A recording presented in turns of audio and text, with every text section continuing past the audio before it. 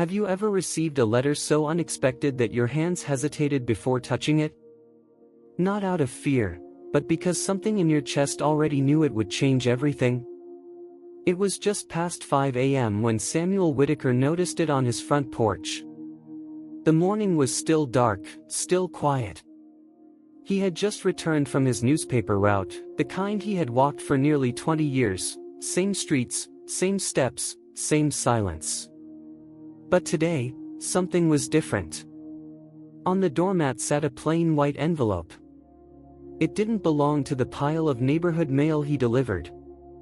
It was addressed to him. The envelope was thicker than usual. No return address. Just a government seal printed in small black letters at the top, Department of the Army. And beneath it, one cold line, official correspondence. Samuel didn't pick it up right away. He stood there a while, the morning air brushing his sleeves, a rolled newspaper still tucked under his arm. He stared at the envelope like it had spoken first. Inside the house, the lights were still off. His wife June wouldn't be awake for another hour. The dog didn't stir. It was as if the world had paused, just long enough for Samuel to decide whether to bend down or walk away. He bent down. The envelope made no sound as he lifted it. But in his hands, it felt heavier than paper should. He sat at the kitchen table and placed it in front of him. Poured a cup of coffee, took a seat. The letter stayed unopened. Samuel Whitaker had seen orders before. In jungles, in barracks, in silence. But that was a lifetime ago. And yet somehow, this envelope, it felt more personal than any he'd ever received in uniform.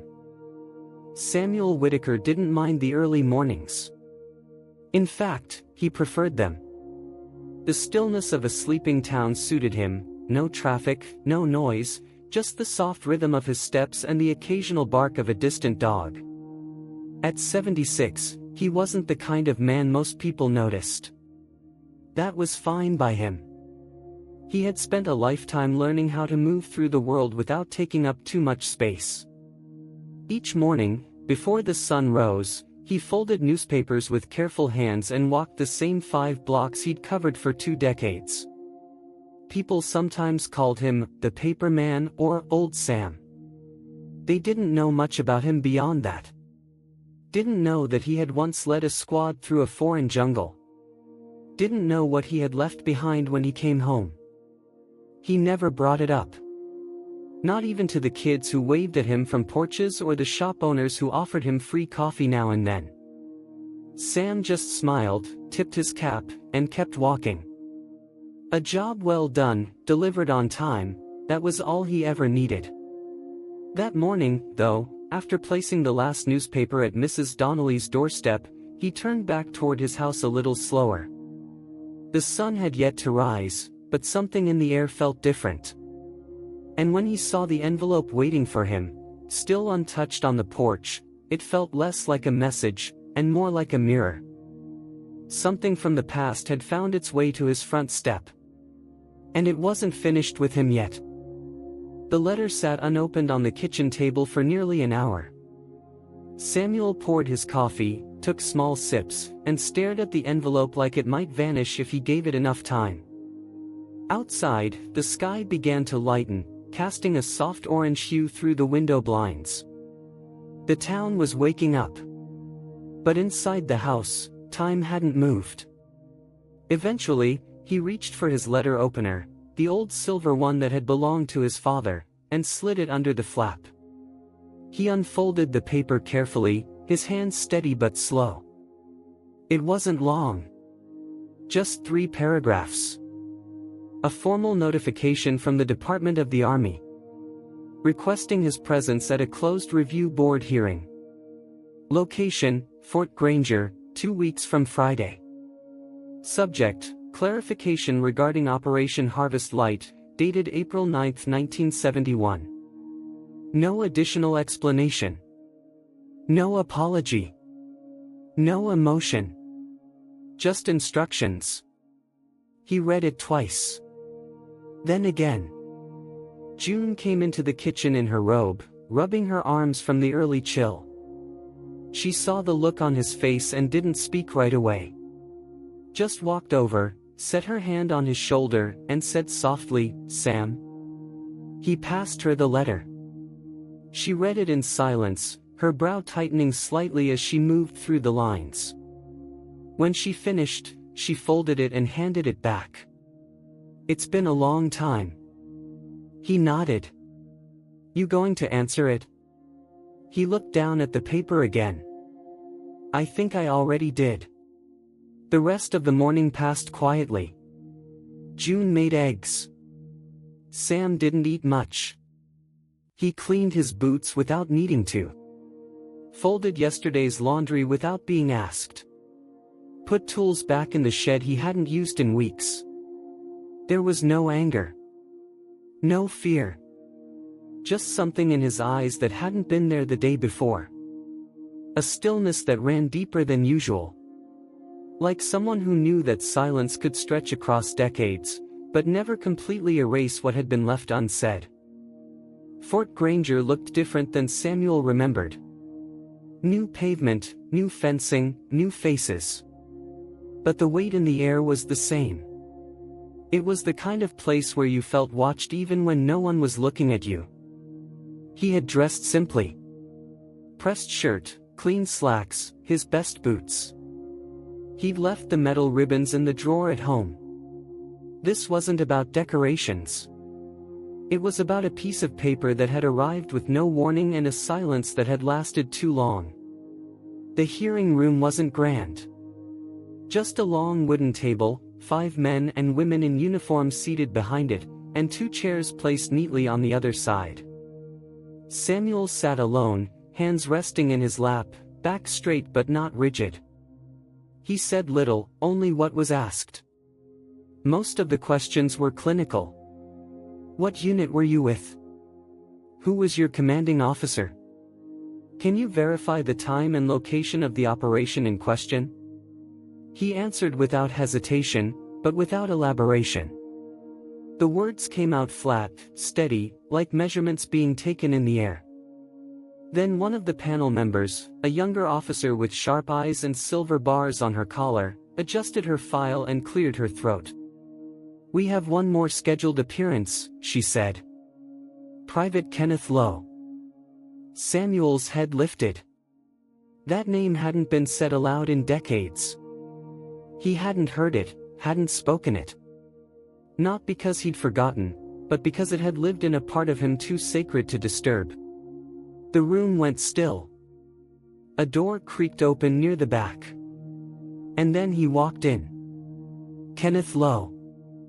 Much older now, hair gray and thinning, but his posture still carried the shadow of a soldier. His walk was slower, careful. But his eyes were focused. Not on the board. Not on the files. On Sam. He stood behind the empty witness chair. Looked to the board, then back again to Samuel.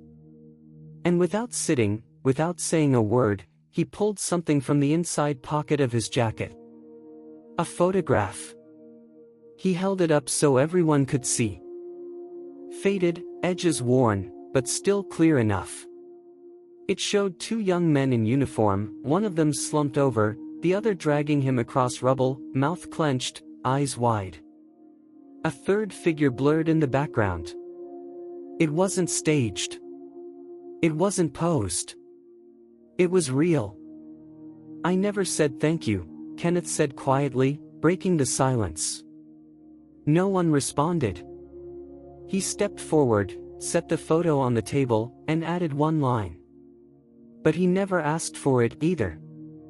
Then he turned, walked out of the room, and left the door open behind him. For a long moment, no one spoke. Even the panel sat motionless, unsure what to say or where to look. Samuel remained seated, his hands still, his shoulders quiet. But something in his eyes shifted, just enough for the silence to carry the weight words never could. The panel called for a brief recess, but Samuel didn't move from his seat. The chair creaked slightly under his weight, but his posture held.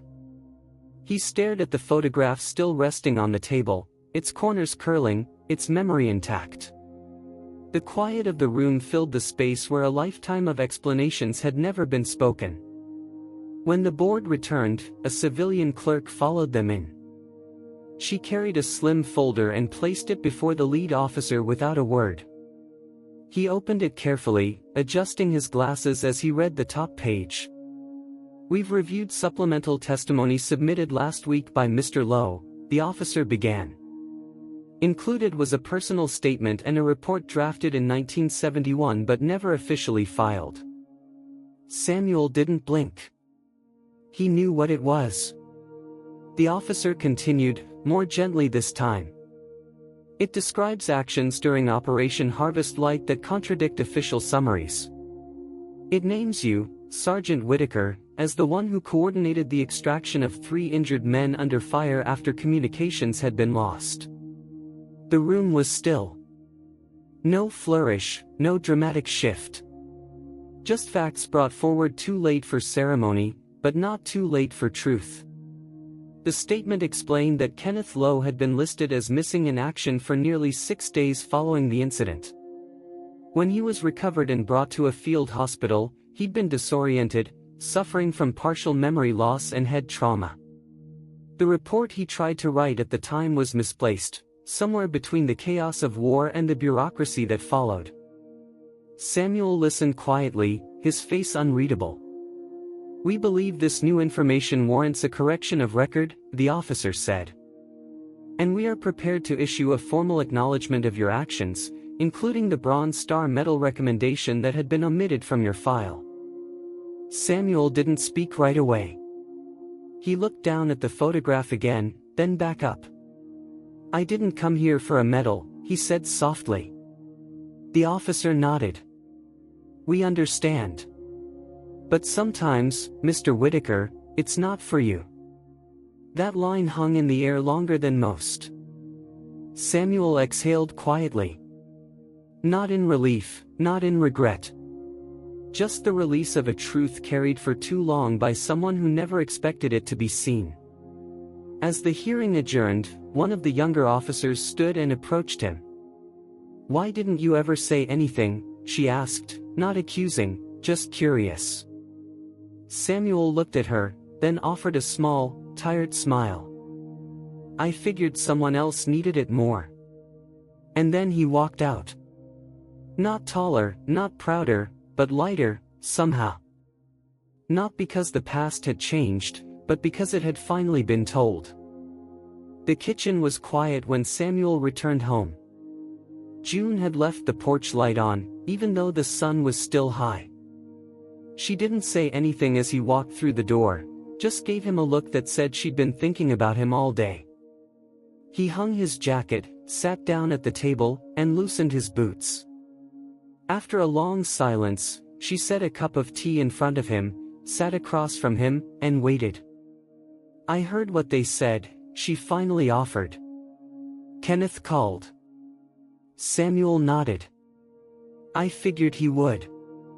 They sat like that for a while, two people who'd been through enough years together to understand the weight behind silence. Then June leaned in, voice softer now.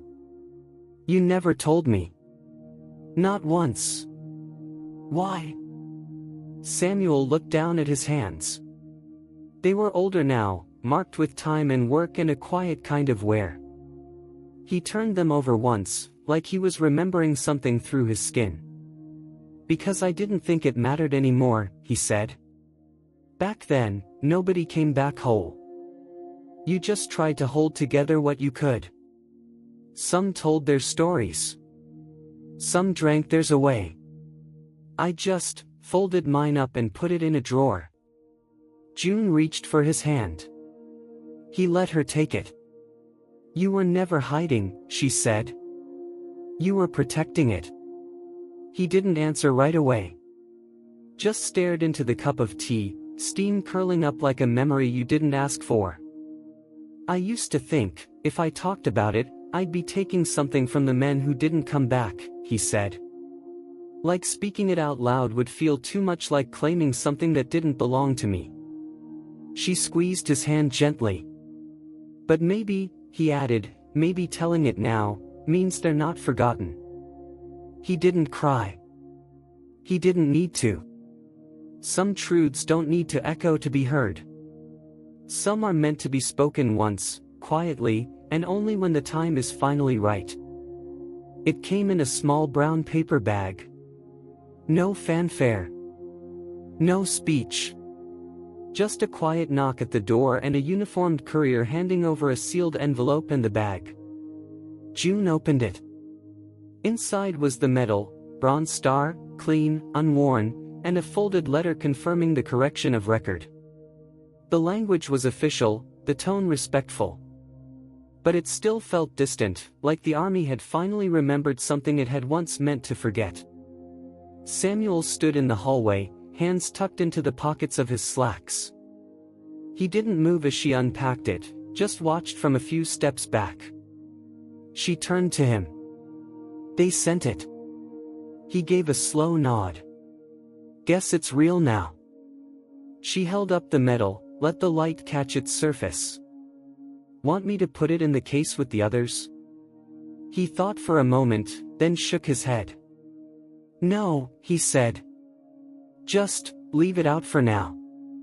She placed it on the mantel, beside the faded photograph of him and his unit, the one no one ever asked about. It looked out of place there. Too polished. Too late. He walked over, picked it up gently, then set it down again. Not because it wasn't deserved, but because something about it still didn't feel like it belonged. That's for them, he said, almost to himself. Not me. June stood beside him, silent. In the stillness of that living room, with the late afternoon sun filtering through the curtains and a medal sitting quietly in the open, there was no applause. No closure. Just a quiet acknowledgement that the past, however delayed, had finally caught up. And sometimes, that's all a man needs. Not recognition. Not validation. Just the truth, delivered, at last, in silence. The next morning, Samuel Whitaker was up before dawn, same as always. The air was crisp, the streetlights still casting soft glows across empty sidewalks. His canvas satchel, worn from years of use, hung at his side.